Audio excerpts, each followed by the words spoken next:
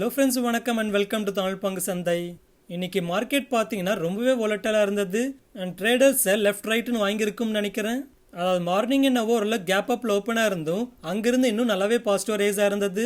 And அதுக்கப்புறமா அங்கிருந்து பார்த்தீங்கன்னா அப்படியே ஃபால் ஆகி ஈவன் நெகட்டிவ்க்கும் போயிருந்தது. அண்ட் மறுபடியும் அங்கிருந்து நல்லாவே ரைஸ் ஆகி ஓவரலாக பார்த்தீங்கன்னா end of the day around 1% பாசிட்டிவ்ல க்ளோஸ் ஆயிருக்கு. அண்ட் இன்னைக்கு நிஃப்டி 50 பொறுத்த வரைக்கும் ரொம்ப நாள் கழிச்சு 143 கொடுத்துருக்கு. அதாவது நிஃப்டி 50 வந்து 143 பாயிண்ட்ஸ் இன்க்ரீஸ் ஆகி 0.93% பாசிட்டிவ்ல 15,556ல க்ளோஸ் ஆயிருக்கு. அண்ட் அதுவே பேங்க் நிஃப்டி வந்து கிட்டத்தட்ட 289 பாயிண்ட்ஸ் இன்க்ரீஸ் ஆகி 0.88% பாசிட்டிவ்ல 33,135ல க்ளோஸ் ஆயிருக்கு. அண்ட் ஆக்சுவலாக இன்னைக்கு நிஃப்டி 50 நல்லாவே பாசிட்டிவ் ரியாக்ட் ஆனதுக்கு முக்கியமான காரணம் வந்து ஆட்டோ ஸ்டாக்ஸ் தான். அதாவது இன்னைக்கு நிஃப்டி ஆட்டோ இண்டெக்ஸ் பார்த்தீங்கன்னா end of the day around 4.39% பாசிட்டிவாக க்ளோஸ் ஆயிருக்கு. அண்ட் அதில் எந்தெந்த ஸ்டாக்ஸ் வந்து ரொம்பவே பாசிட்டிவ் ரியாக்ட் ஆயிருக்குன்னு பார்க்குறப்போ Maruti Suzuki, Hero MotoCorp, Eicher Motors and அதே போல் அசோக் லேலனோட ஸ்டாக்ஸ் எல்லாமே ரொம்பவே பாசிட்டிவ் ரியாக்ட் ஆயிருந்தது. அண்ட் இப்படி ஆட்டோ ஸ்டாக்ஸ் எல்லாமே பாசிட்டிவ் ரியாக்ட் ஆனதுக்கு காரணம் பார்த்தீங்கன்னா மோஸ்ட்லி ஆட்டோ செக்டாரோட சப்ளை சைடு இஷ்யூஸ் எல்லாமே ஓரளவுக்கு ரிசால்வ் ஆகிட்டு இருக்குன்ற மாதிரி அப்டேட் வந்திருக்கு. அண்ட் அதுலேயும் கம்யூனிட்டி ப்ரைஸ் எல்லாமே ஓரளவுக்கு ரெடியூஸ் ஆகிட்டு இருக்கிறதும் எங்களுக்கு பாசிட்டிவாக இருக்குது. அண்ட் ஓவரால் டிமாண்டும் ஓரளவுக்கு திரும்ப வந்துகிட்டு இருக்கிறதாவும் அப்டேட்ஸ் வந்துட்டு இருக்கு. எனிவே ஜூன் மந்தோட ஆட்டோ சேல்ஸ் டேட்டான்றது நெக்ஸ்ட் வீக் ஃப்ரைடே வந்து ரிலீஸ் ஆகும். அண்ட் நேற்று யூஎஸ் ஃபெட்டோட அப்டேட்னு பார்க்குறப்போ யூஎஸ் ஃபெட்டோட சேர்மனான பவலில் யூஎஸ் காங்கிரஸ் மெம்பர்ஸ் வந்து நிறைய கேள்வி கேட்டிருந்தாங்க. அதாவது ரேட் ஹைக்குன்றது ரொம்பவே அக்ரெசிவாக பண்ணுறப்போ எக்கனாமின்றது ரெசெஷனில் போகுமேன்ற மாதிரி கேள்வி கேட்டுட்டு இருந்தாங்க. ஸோ அதுக்கு யூஎஸ் ஃபெட்டோட சேர்மனான பவல் என்ன சொல்லியிருந்தாருன்னா, இப்போ இன்ஃப்ளேஷன்ன்றது ரொம்பவே அதிகமாக இருக்குது, அது நிறைய பேரை இம்பேக்ட் பண்ணிட்டு இருக்கு. ஸோ கண்டிப்பாக யூஎஸ் ஃபெட் வந்து மறுபடியும் இன்ஃப்ளேஷனை 2% டார்கெட்ன்ற ரேஞ்சில் கொண்டு வரும்னு சொல்லியிருந்தாரு. அண்ட் அதுக்காக என்ன வேணால் பண்ணுவோம்னு கூட சொல்லியிருந்தாரு.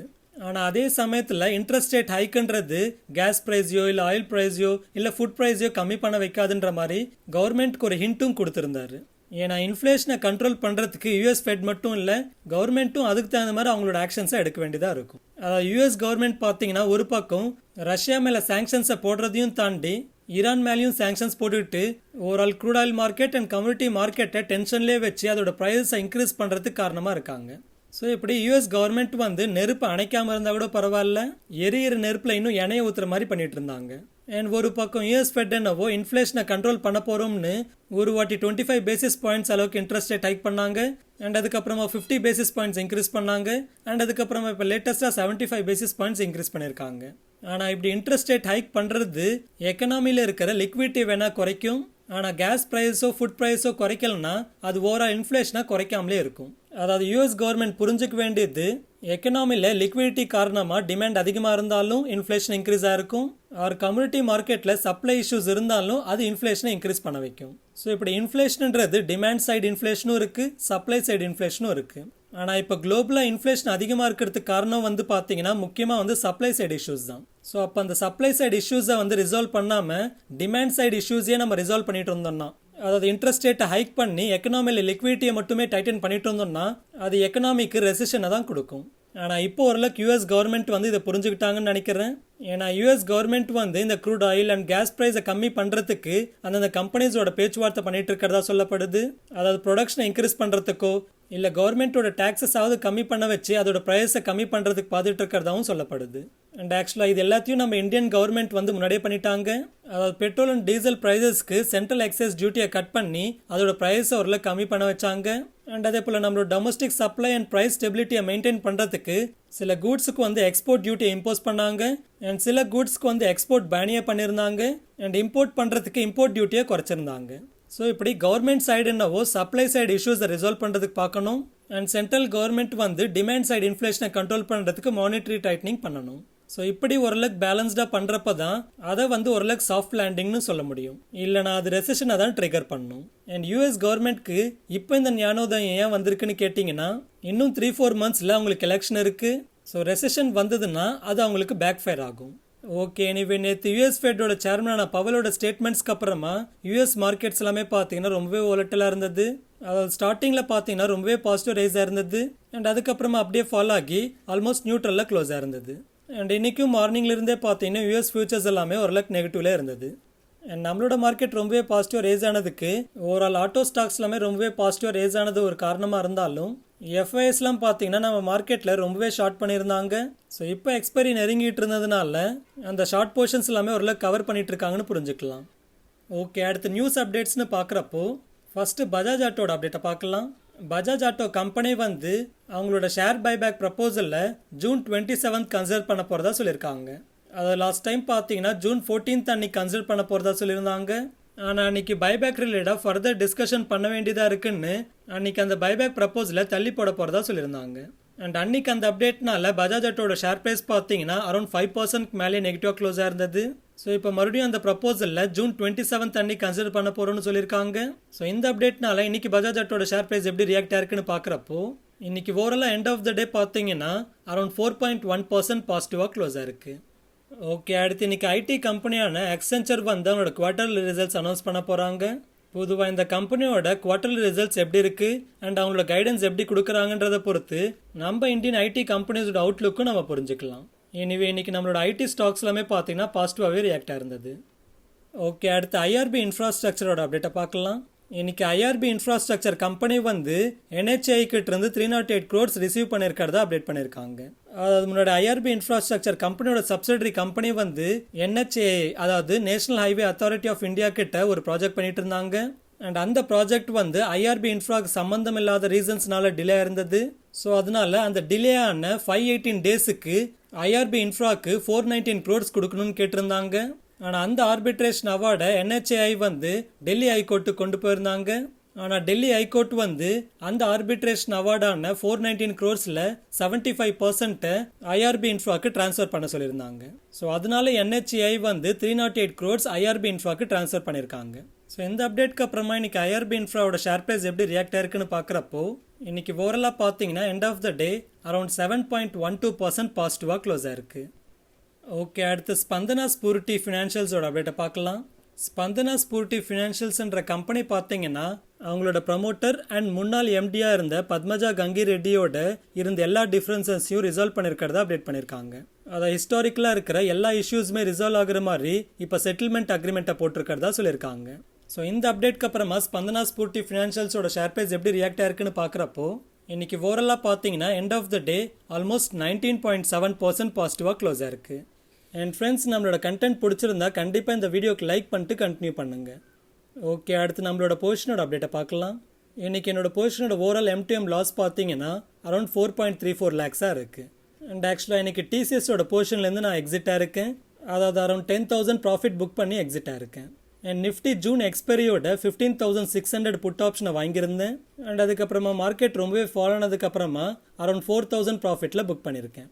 அண்ட் புதுசாக ஜூன் எக்ஸ்பைரியோட 15,700 அண்ட் 16,000 புட் ஆப்ஷனை ஹெட்ஜிங்காக பை பண்ணியிருக்கேன். ஓகே, அடுத்து டாடா மோட்டார்ஸோட அப்டேட்டை பார்க்கலாம். டாடா மோட்டார்ஸ் கம்பெனியோட EV வெஹிக்கிளான நெக்ஸான் EV வந்து ஃபயர் ஆன வீடியோ நேற்று சோஷியல் மீடியாவில் அதிகமாக சர்க்குலேட் ஆகிட்டு இருந்தது. ஸோ இந்த டாடா நெக்ஸான் EV வெஹிக்கிளோட ஃபயர் ஆக்சிடென்ட்டை டாடா மோட்டார்ஸ் கம்பெனி வந்து டீட்டெயில்டாக இன்வெஸ்டிகேஷன் பண்ணிட்டு இருக்கிறதா சொல்லியிருக்காங்க. அண்ட் இது வரைக்கும் லாஸ்ட் 4 இயர்ஸில் டாடா மோட்டார்ஸோட 30,000க்கும் மேற்பட்ட EV வெஹிக்கிள்ஸ் வந்து ஆல்மோஸ்ட் 10 லட்சம் கிலோமீட்டர்ஸையும் தாண்டி இருக்கு. அண்ட் அதில் இந்த ஒரு இன்சிடென்ட் மட்டும் தான் ஃபர்ஸ்ட் ஃபயர் இன்சிடென்ட்டாக ரிப்போர்ட் பண்ணியிருக்காங்க. அண்ட் ஈவன் இதை பற்றி ரோட் டிரான்ஸ்போர்ட் மினிஸ்ட்ரியும் வந்து இன்கொயரிஸ் ஆர்டர் பண்ணியிருக்கிறதா சொல்கிறாங்க. அண்ட் இப்போத்துக்கு டாடா மோட்டார்ஸ் வந்து இனிஷியல் இன்ஃபர்மேஷன் சப்மிட் பண்ணியிருக்கிறதாவும் அண்ட் இந்த இன்சிடென்ட்டை தேர்ட் பார்ட்டி ப்ரோப் பண்ணி ரிப்போர்ட்டை டிரான்ஸ்போர்ட் மினிஸ்ட்ரிக்கு சப்மிட் பண்ண போகிறதாவும் சொல்கிறாங்க. எனிவே இந்த அப்டேட்க்கு அப்புறமா இன்னைக்கு டாடா மோட்டார்ஸோட ஷேர் ப்ரைஸ் எப்படி ரியாக்ட் ஆயிருக்குன்னு பார்க்குறப்போ இன்னைக்கு ஓவராலாக பார்த்தீங்கன்னா டாடா மோட்டார்ஸோட ஷேர் ப்ரைஸ் வந்து அரௌண்ட் 3.59% பாசிட்டிவாக க்ளோஸ் ஆயிருக்கு. ஓகே, அடுத்து ரூட் மொபைலோட அப்டேட்டை பார்க்கலாம். ரூட் மொபைல் கம்பெனி வந்து பைபேக் ப்ரப்போசலில் ஜூன் 28 அன்னைக்கு கன்சிடர் பண்ண போகிறதா சொல்லியிருக்காங்க. ஸோ இந்த அப்டேட்க்கு அப்புறமா இன்னைக்கு ரூட் மொபைலோட ஷேர் ப்ரைஸ் எப்படி ரியாக்ட் ஆயிருக்குன்னு பார்க்குறப்போ இன்னைக்கு ஓவராலாக பார்த்தீங்கன்னா மார்னிங்ல இருந்து ஆஃப்டர்நூன் வரைக்குமே ரூட் மொபைலோட ஷேர் ப்ரைஸ் நெகட்டிவாக இருந்தது. ஆனால் இந்த அப்டேட் வந்த பிறகு பார்த்தீங்கன்னா சடனாக ரேஸ் ஆகி end of the day almost 8.51% பாசிட்டிவாக க்ளோஸ் ஆயிருக்கு.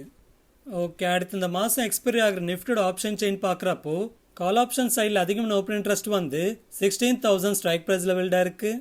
அண்ட் அதுவே புட் ஆப்ஷன் சைடில் அதிகமான ஓப்பன் இன்ட்ரெஸ்ட் வந்து இப்போ இமீடியட்டாக 15,500 ஸ்ட்ரைக் ப்ரைஸில் பில்டாக இருக்குது. ஆனால் இதே ஸ்ட்ரைக் ப்ரைஸில் கால் ஆப்ஷன் சைட்லையும் அதிகமான ஓப்பன் இன்ட்ரெஸ்ட் பில்டாக இருக்கிறதுனால புட் ஆப்ஷன் சைடில் அடுத்து அதிகமான ஓப்பன் இன்ட்ரெஸ்ட் பில்டாக இருக்கிறதுன்னு பார்க்குறப்போ அரௌண்ட் 15,000 ஸ்ட்ரைக் ப்ரைஸை பார்க்கலாம்.